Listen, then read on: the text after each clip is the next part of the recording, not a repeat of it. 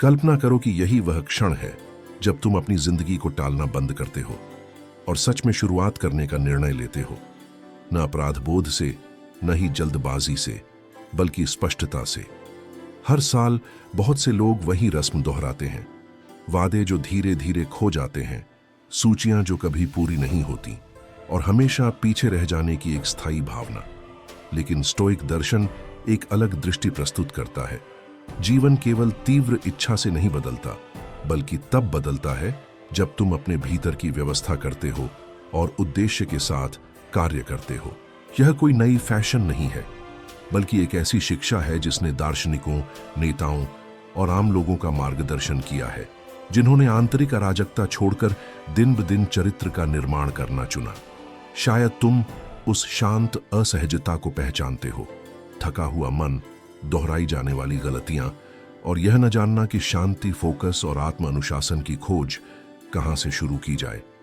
यदि तुम सच्चे व्यक्तिगत विकास, आंतरिक मजबूती और इस नए वर्ष को स्पष्टता के साथ फिर से शुरू करने का तरीका चाहते हो, तो यह स्थान तुम्हारे लिए बनाया गया है।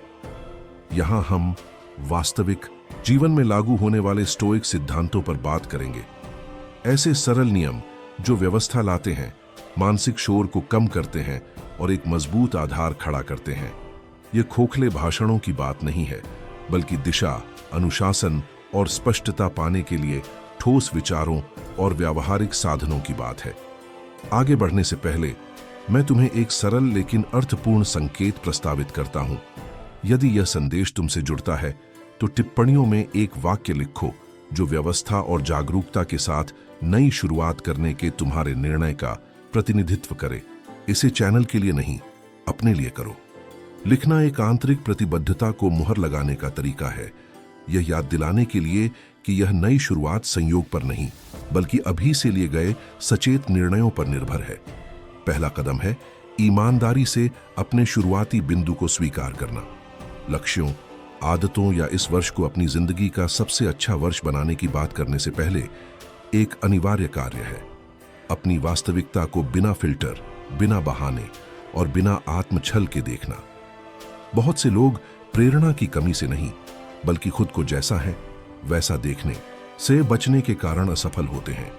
वे बदलाव चाहते हैं, लेकिन अपनी आदतों, वित्तीय अव्यवस्था, लगातार टालमटोल या भावनात्मक नियंत्रण की कमी को स्वीकार करने का साहस नहीं करते।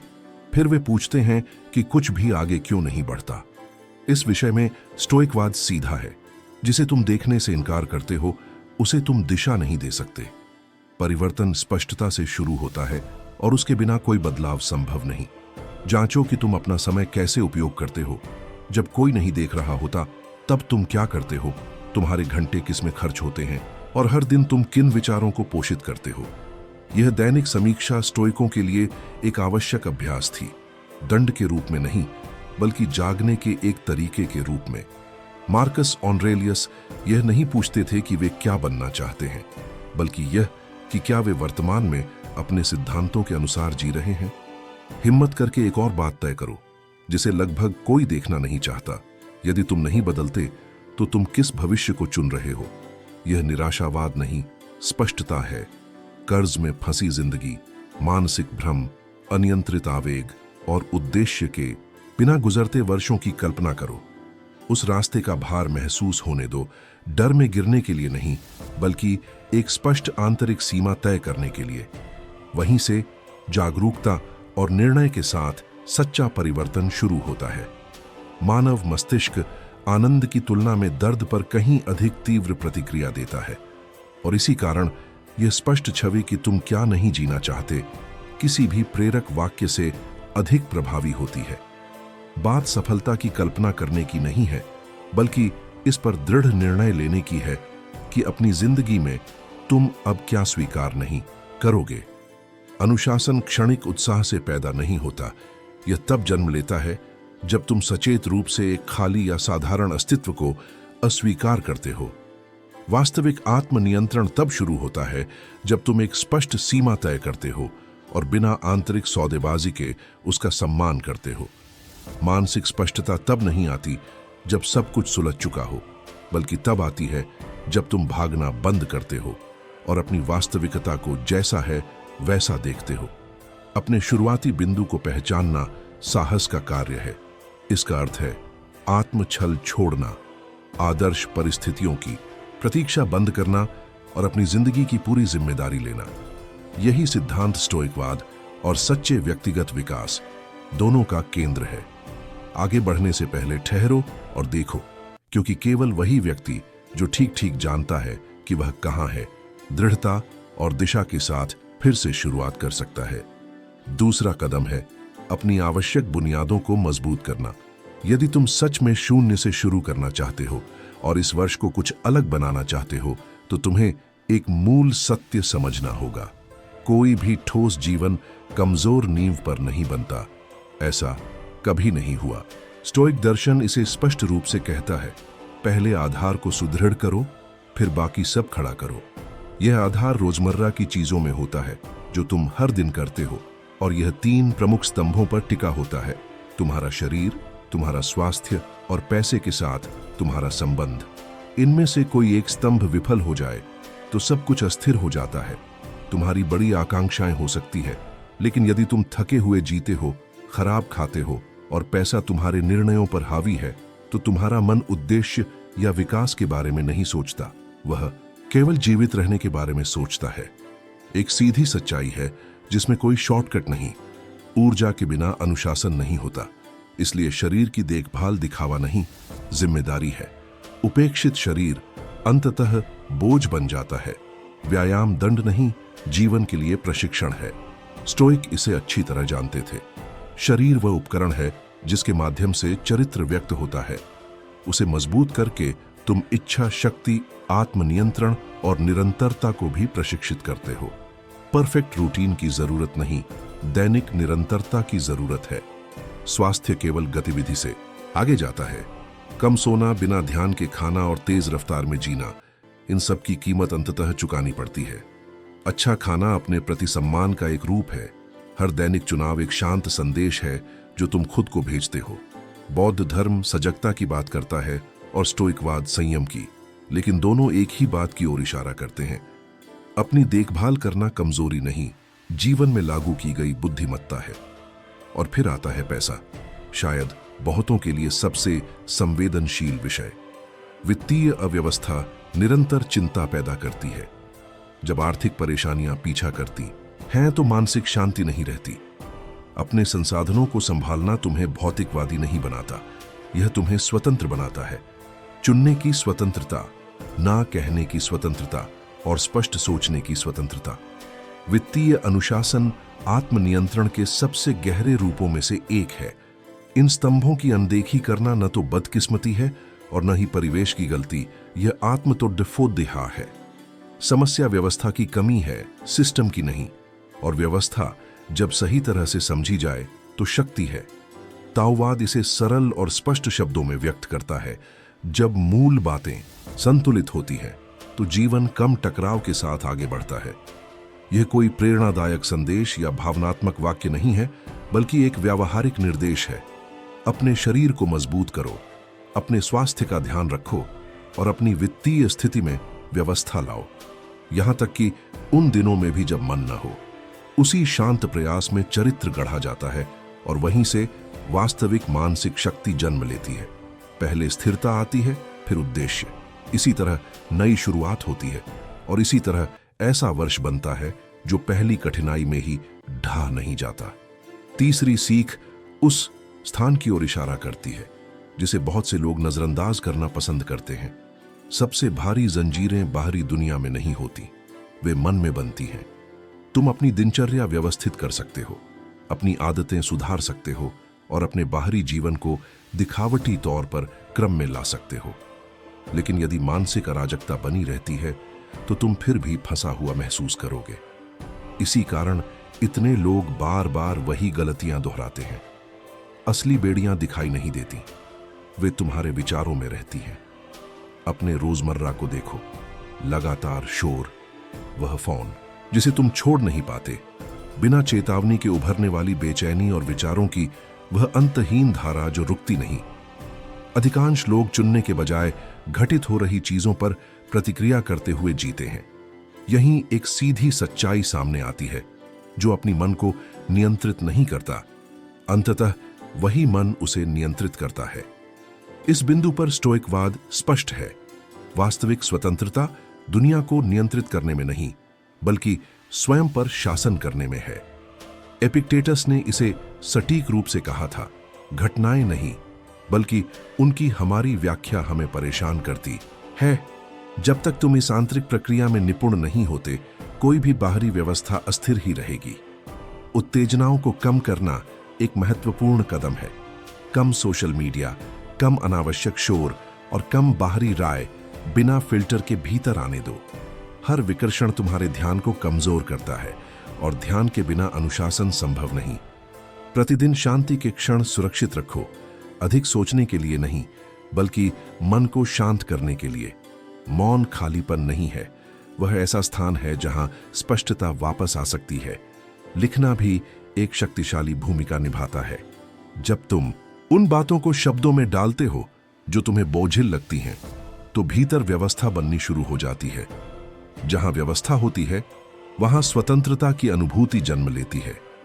स्टोइक लेखन का उपयोग आत्म परीक्षण के उपकरण के रूप में करते थे, शिकायत के लिए नहीं, बल्कि पैटर्न, भावनाओं और प्रतिक्रियाओं को पहचानने के लिए। यह आत्मनियंत्रण और सचेत विकास की एक सीधी राह है। और गहराई में जाओ, अपनी भावनाओं को देखो, लेकिन उनके अधीन मत हो। क्रोध, दुख या भय महसूस करना मानवीय है। आवेग में प्रतिक्रिया देना ही नुकसान पैदा करता है। खुद को महसूस करने दो, सांस लो, प्रतीक्षा करो और संयम से निर्णय लो। यही आंतरिक शक्ति है। बौद्ध धर्म मन का निरीक्षण करने की बात करता है, ताओवाद बिना प्रतिरोध के बहने की, और स्टोइकवाद आंतरिक नियंत्रण की। रास्ते अलग हैं, सत्य एक ही है। शांति समस्याओं की अनुपस्थिति नहीं है, बल्कि आंतरिक नियंत्रण की उपस्थिति है। अपने मन को साफ करना कोई अमूर्त या रहस्यमय कार्य नहीं है। यह बेहतर सोचने, अधिक संतुलित जीवन जीने और स्पष्टता के साथ कार्य करने की एक व्यावहारिक रणनीति है। जब तुम अपने आंतरिक संसार को नियंत्रित करते हो, तो कोई भी बाहरी चीज तुम्हें बांध नहीं सकती। वहीं से शुरुआत करो, क्योंकि मानसिक स्वतंत्रता के बिना कोई वास्तविक नई शुरुआत नहीं होती। चौथी सीख एक बात बिल्कुल स्पष्ट कर देती है, तुम्हारा वह रूप जो सच में तुम्हारी जिंदगी बदलता है, निगाहों से दूर गढ़ा जाता है। यदि तुम शून्य से शुरू करना और वास्तविक परिवर्तन लाना चाहते हो, तो एक नियम है जिस पर कोई बहस नहीं। सच्चा परिवर्तन शोर नहीं करता, वह मौन में घटित होता है। उन क्षणों में जब कोई नहीं देख रहा होता, उस अदृश्य क्षेत्र में जहां चरित्र बनता है। तुम्हारा दैनिक जीवन इसका सबसे ईमानदार प्रतिबिंब है। देखो, तुम कितनी बार यह कहते हो कि तुम क्या करने वाले हो, और वास्तव में कितनी बार उसे करते हो। योजनाएं साझा करना, लक्ष्य घोषित करना और स्वीकृति ढूंढना निर्दोष लग सकता है, लेकिन इसमें एक सूक्ष्म जाल छिपा है। जब तुम अपने उद्देश्यों के बारे में बहुत अधिक बोलते हो, तो तुम्हारा मन प्रगति का एक झूठा एहसास अनुभव करता है, जो तुम्हें शांत कर देता है और अनजाने में कार्य करने के लिए आवश्यक ऊर्जा छीन लेता है। इसलिए एक सीधी सच्चाई याद रखना जरूरी है। प्रगति की घोषणा नहीं की जाती, उसे क्रियान्वित किया जाता है। स्टोइकवाद इसे अच्छी तरह समझता था। मार्कस ऑरेलियस गुणों का प्रचार नहीं करते थे, वे उन्हें जीते थे। उनके लिए दर्शन को कार्यों में दिखना चाहिए था, भाषणों में नहीं। सच्चा अनुशासन तालियों की तलाश नहीं करता, और वास्तविक आत्मनियंत्रण को गवाहों की जरूरत नहीं होती। जब तुम बाहरी मान्यता पर निर्भर होते हो, तो तुम्हारी आंतरिक शक्ति कमजोर पड़ जाती है। जो वादा तुमने खुद से किया है, उसे पूरा करो, यहां तक कि जब किसी को पता न चले। जल्दी उठो, अभ्यास करो, पढ़ो, अपनी वित्तीय व्यवस्था सुधारो और अनावश्यक शोर को कम करो। खुद से किए गए वादे का सम्मान करना व्यक्तिगत विकास के सबसे शुद्ध रूपों में से एक है और चरित्र की ठोस नींव है। सचेत मौन के चरण में प्रवेश करो, न समझाओ, न सफाई दो और न ही पहचान की तलाश करो, बस कार्य करो। मौन इच्छा शक्ति को मजबूत करता है और सही ढंग से उपयोग की गई एकांतता मन को सुदृढ़ बनाती है। ताओवाद इसे यूं कहता है, जो चीज सच में मजबूत होती है, वह धीरे धीरे और बिना दिखावे के बढ़ती है, छाया में, निरंतरता असहज होती है। कोई तालियां नहीं बजाता, कोई उत्सव नहीं मनाता, लेकिन वहीं सच्ची आंतरिक शक्ति गढ़ी जाती है। उसी स्थान पर टाल मटोल टूटती है और आत्म अनुशासन जन्म लेता है। इसलिए नहीं कि यह रोमांचक है, बल्कि इसलिए कि यह आवश्यक है। इस विचार को अपने मन में अंकित कर लो, मौन में काम करो और परिणामों को अपने लिए बोलने दो। यह प्रक्रिया केवल आदतों को नहीं बदलती, यह तुम्हारी पहचान को रूपांतरित करती है। जब तुम बिना दर्शकों के खुद से किए वादे निभाते हो तो तुम भरोसेमंद बनते हो, और जब तुम खुद पर भरोसा करते हो तो सब कुछ क्रम में आने लगता है। तुम्हें किसी को कुछ साबित करने की जरूरत नहीं है, तुम्हें खुद को गढ़ने की जरूरत है।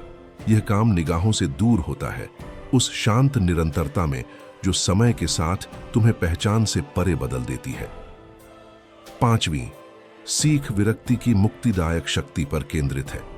यदि तुम सच में शून्य से शुरुआत करना चाहते हो तो पहले तुम्हें कुछ छोड़ना होगा। जो चीज तुम्हें डुबो रही है उसे ढोते हुए आगे नहीं बढ़ा जा सकता। आसक्ति चुपचाप काम करती है, लेकिन यह प्रगति की सबसे मजबूत रुकावटों में से एक है। इसलिए नहीं कि जिसे तुम पकड़े हुए हो वह मूल्यवान है, बल्कि इसलिए कि उसने अपना कार्य पहले ही पूरा कर लिया है। यह रोजमर्रा में दिखाई देती है। ऐसे रिश्ते जो तुम्हें थका देते हैं, ऐसी आदतें जिन्हें तुम जानते हो कि वे तुम्हें नुकसान पहुंचाती है, वे कहानियां जिन्हें तुम दोहराते हो ताकि यह जायज ठहरा सको कि तुम आगे क्यों नहीं बढ़ते, और वे पुरानी पहचानें जिनसे तुम डर के कारण अब भी चिपके रहते हो। यह सब बोझ बन जाता है। यहां एक स्पष्ट सत्य सामने आता है, तुम्हें रास्ता नहीं थकाता, तुम्हें वह बोझ थकाता है जिसे तुम छोड़ने से इनकार करते हो। इस बिंदु पर स्टोइकवाद दृढ़ है, यह याद दिलाते हुए कि सब कुछ क्षणिक है। जो बदलता है उससे चिपक जाना, उसे एक कारागार में बदल देना है।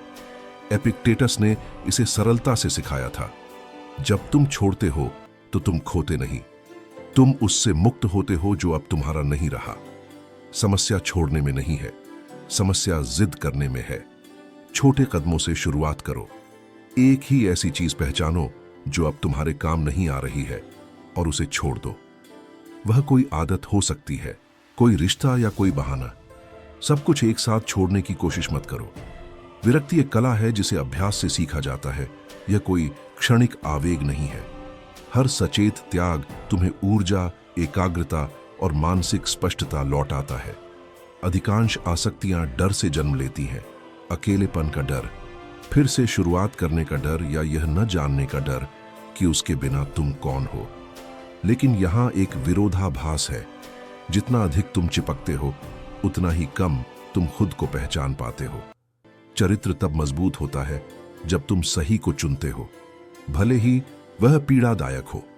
बौद्ध धर्म आसक्ति को दुख की जड़ बताता है, ताओवाद हल्केपन की बात करता है और स्टोइकवाद आंतरिक नियंत्रण की। रास्ते अलग हैं, लेकिन शिक्षा एक ही है। जिसे तुम नियंत्रित नहीं कर सकते उसे छोड़ दो ताकि स्वयं पर नियंत्रण वापस पा सको। विरक्ति तुम्हें ठंडा नहीं बनाती, तुम्हें मुक्त बनाती है। यह तुम्हें बिना अपराध बोध के ना कहने और अतीत को घसीटे बिना आगे बढ़ने की क्षमता देती है। यह अपने प्रति गहरे सम्मान का कार्य है और भावनात्मक आत्म अनुशासन का एक उच्च रूप है। यदि तुम सच में चाहते हो कि यह नया वर्ष अंतर पैदा करे तो तुम्हें जगह बनानी होगी। अनावश्यक बोझ से भरी जिंदगी में कुछ नया प्रवेश नहीं कर सकता। पहले छोड़ो, फिर हल्केपन के साथ आगे बढ़ो। वहीं से सच्चा आंतरिक परिवर्तन शुरू होता है, वह जो क्षणिक प्रेरणा पर नहीं बल्कि सचेत निर्णयों पर आधारित होता है। 6ठी सीख स्पष्ट है और इसमें कोई भ्रम नहीं। यदि तुम सीमाएं नहीं बनाते तो तुम्हारी ऊर्जा आने जाने का रास्ता बन जाती है। जब तुम सीमाएं तय नहीं करते तुम्हारा समय बिखर जाता है, ध्यान टूट जाता है और तुम दूसरों की आपातताओं की गति से जीने लगते हो। यह न बदकिस्मती है, न प्रतिभा की कमी, यह संरचना का अभाव है। तुम ऐसे वादे स्वीकार कर लेते हो जिन्हें तुम निभाना नहीं चाहते, स्वतः प्रतिक्रिया देते हो और हां कह देते हो जबकि भीतर से जानते हो कि ना कहना चाहिए। फिर थकान आती है, ठहराव की भावना और अनुशासन का टूटना। एक सीधी सच्चाई है, जो अपनी ऊर्जा की रक्षा नहीं करता वह उसे अनिवार्य रूप से खो देता है। स्टोइकवाद सिखाता है कि आत्म अनुशासन अपने ही स्थान पर अधिकार से शुरू होता है। जो हर किसी और हर चीज के लिए उपलब्ध रहता है, वह स्वयं पर शासन नहीं कर सकता। मार्कस ऑरेलियस मन की तुलना एक किले से करते थे, दुनिया से कटने के लिए नहीं, बल्कि यह तय करने के लिए कि क्या भीतर आ सकता है और क्या बाहर ही रहना चाहिए। यह सिद्धांत ठोस कर्मों से लागू होता है। समय सारिणी तय करो, प्राथमिकताएं स्पष्ट करो, बेकार सूचनाएं हटाओ और बिना लंबी सफाइयों के ना कहना सीखो। आज का एक स्पष्ट ना कल के आक्रोश से बचाता है।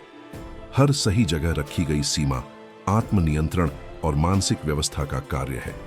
सीमाएं लगाना दूसरों को ठुकराना नहीं है, यह स्वयं का सम्मान करना है, अपने समय, अपनी ऊर्जा और अपनी प्रक्रिया का। बौद्ध धर्म सजग ध्यान की बात करता है, ताओवाद संतुलन की और स्टोइकवाद व्यक्तिगत जिम्मेदारी की। अलग दृष्टिकोणों से सभी एक ही बात कहते हैं, यदि तुम अपनी जिंदगी की जिम्मेदारी नहीं लेते तो कोई और तुम्हारे लिए निर्णय करेगा। यहां सबसे कठिन चुनौतियों में से एक सामने आती है, खुद से किए गए वादों को निभाना। तुम दूसरों को निराश कर सकते हो और आगे बढ़ सकते हो, लेकिन जब तुम खुद को निराश करते हो तो चरित्र कमजोर पड़ता है। अपने साथ हर टूटा वादा आंतरिक भरोसे को घिसता है और उस भरोसे के बिना कोई आंतरिक शक्ति नहीं होती। गरिमा के साथ अपने स्थान को भरना आत्म प्रेम का गहरा रूप है। यह अपराध बोध की जगह अनुशासन, अराजकता की जगह स्पष्टता और थकावट की जगह दिशा चुनना है। हर कोई तुम्हारे बदलाव को नहीं समझेगा और यह ठीक है। लक्ष्य खुश करना नहीं, आगे बढ़ना है। यदि तुम दृढ़ता से नई शुरुआत करना चाहते हो तो आंतरिक सीमाएं बनाओ, खुद को बंद करने के लिए नहीं, बल्कि उस चीज की रक्षा के लिए जिसे तुम बना रहे हो। जब तुम अपनी सीमाओं का सम्मान करते हो तो तुम्हारी ऊर्जा रास्ता नहीं रहती, वह एक मूल्यवान क्षेत्र बन जाती है। सातवीं सीख एक महत्वपूर्ण मोड़ लाती है। अपनी जिंदगी वादों पर नहीं, संरचना पर बनाओ। वादे अच्छे लगते हैं, लेकिन कुछ भी थाम कर नहीं रखते। जब भावना खत्म हो जाती है, थकान आती है और जीवन दबाव डालता है, तब केवल एक चीज टिकती है, वह संरचना जिसे तुम बना पाए हो। संरचना बाकी सबका आधार है। जब वह नहीं होती तो परिवर्तन का हर प्रयास गिर जाता है। यह रोजमर्रा में साफ दिखता है।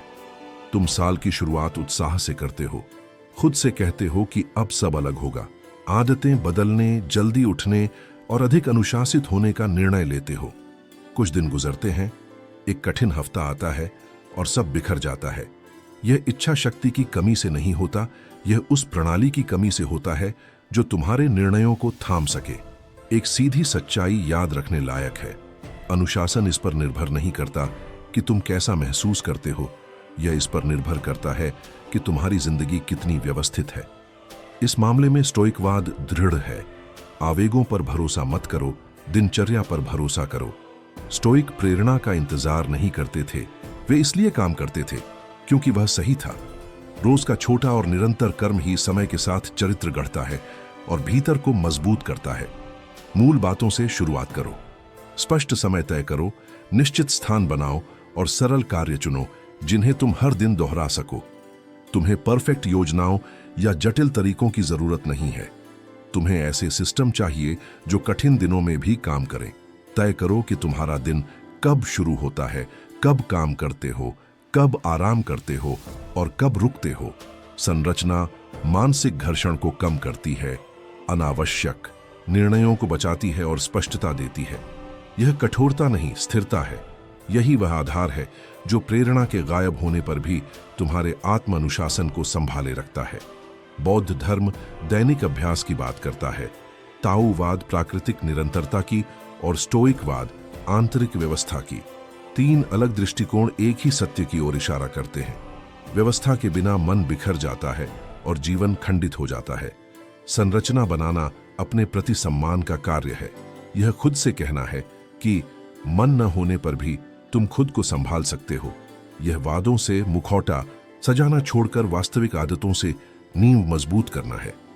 यह इच्छा से सचेत कर्म की ओर बढ़ना है। यही समापन है और साथ ही असली शुरुआत भी। वादे करना छोड़ो और अपनी जिंदगी को इस तरह डिजाइन करना शुरू करो कि प्रगति अपरिहार्य हो जाए। जब थकान, संदेह या अराजकता आए तो तुम्हारी संरचना ही तुम्हें खड़ा रखेगी। इसी तरह शून्य से शुरुआत होती है, शब्दों से नहीं। प्रणालियों से, और इसी तरह दिन ब दिन एक सुदृढ़ और अर्थपूर्ण वर्ष बनाया जाता है। यदि तुम यहां तक पहुंचे हो तो एक महत्वपूर्ण बात याद रखो, फिर से शुरू करना अपने अतीत को मिटाना नहीं है, बल्कि उसे बुद्धिमानी से उपयोग करना है। जो भी सिद्धांत तुमने सुने हैं वे बोझ नहीं, मार्गदर्शक हैं। स्टोइकवाद आसान जीवन का वादा नहीं करता, लेकिन एक ठोस, स्पष्ट और दिशा वाली जिंदगी का वादा करता है। यदि इस सामग्री ने तुम्हें अधिक स्पष्टता दी तो टिप्पणियों में वही वाक्य समापन और व्यक्तिगत पुष्टि के रूप में लिखो। अपनी मंशा को मजबूत करने और खुद को याद दिलाने के लिए उसे फिर से लिखो कि परिवर्तन एक एक दिन करके बनता है। यदि यह स्थान तुम्हें शांति, एकाग्रता और व्यक्तिगत विकास देता है तो हमें सब्सक्राइब करके और इस संदेश को किसी ऐसे व्यक्ति के साथ साझा करके साथ दो जिसे अपनी जिंदगी व्यवस्थित करने और फिर से शुरू करने की जरूरत हो। यहां होने के लिए धन्यवाद। यह केवल एक और वीडियो न बने, बल्कि सच में अलग वर्ष की ओर पहला सचेत कदम बने।